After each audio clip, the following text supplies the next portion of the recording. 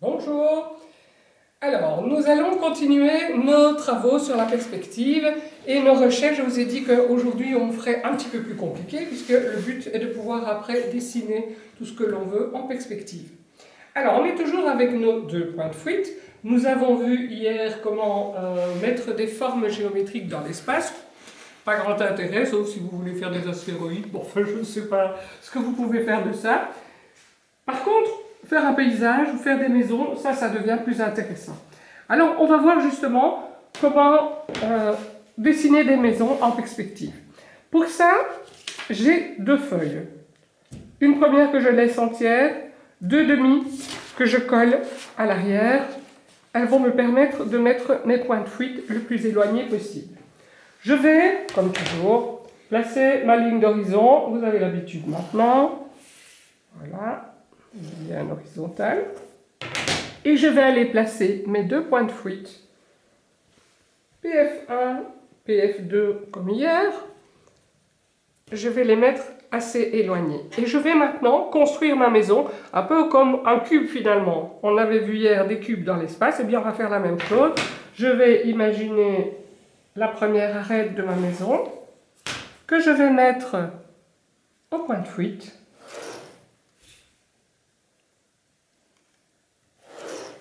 D'un côté de l'autre.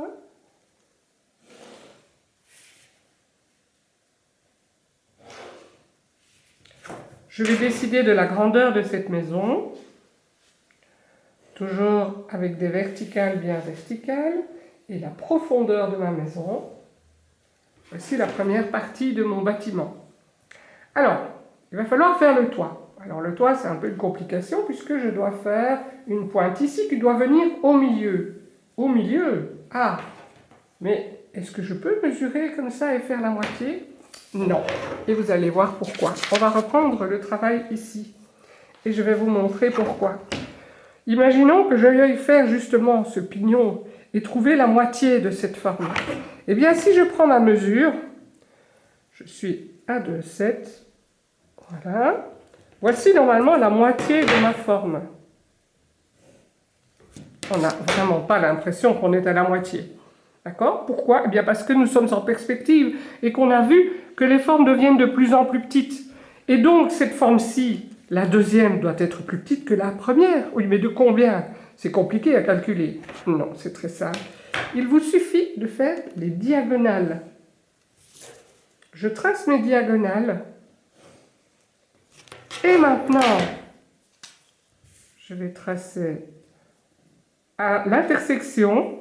Je vais monter une verticale et maintenant je suis bien au milieu. Et vous voyez que visuellement c'est beaucoup plus logique.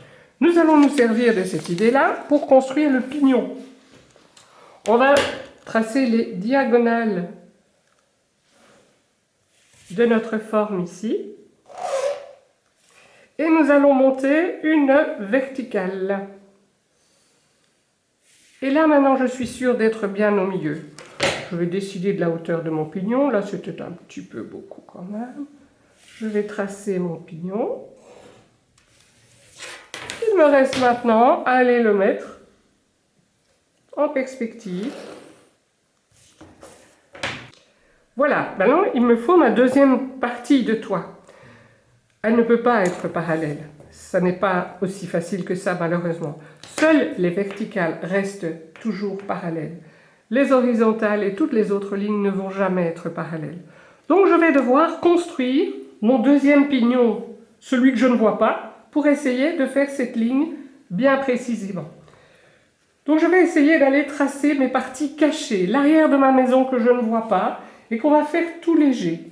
Je vais faire la même chose, donc je vais repartir de mon coin, l'envoyer au point de fuite, reprendre l'autre coin, faire la base de ma maison, je renvoie au point de fuite, et j'obtiens ici le coin arrière de ma maison, d'accord?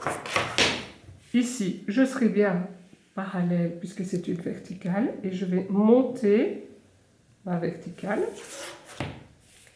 Je vais maintenant reprendre ce coin pour l'envoyer au point de fuite, et j'ai ici la partie sur le côté de ma maison. D'accord? Ici, j'ai la partie du dessous de ma maison.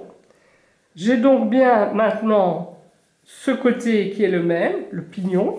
Je vais tracer mes diagonales, comme je l'ai fait de l'autre côté. Et monter une verticale à l'intersection de mes diagonales. Me voici avec un point que je peux rejoindre maintenant. Et vous voyez qu'en fait ces lignes ne sont pas du tout parallèles, d'accord, puisque nous sommes en perspective. Évidemment tout ça, je le gommerai, ça ne m'intéresse pas, c'était juste une construction pour m'aider à trouver l'autre partie de mon toit. Tout ça sera enlevé évidemment quand j'aurai fini mon dessin. Alors quand j'ai fait ça, bon, je peux créer tout ce que je veux. Je veux faire des fenêtres, pas de problème, je les envoie au point de fuite. Voilà. Et je vais faire mes fenêtres.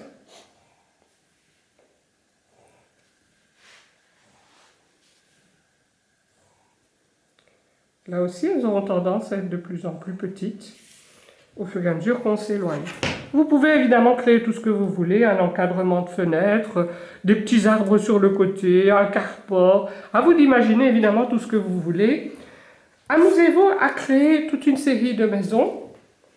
Demain, on s'amusera à mettre tout ensemble et je vous montrerai aussi comment faire monter un petit chemin. Tout n'est pas toujours plat. Parfois, on a des petits chemins qui montent, qui descendent. On s'amusera à faire un petit pont. Et on essaiera de voir comment remettre tout ce qu'on a vu pour créer tous les paysages que l'on souhaite.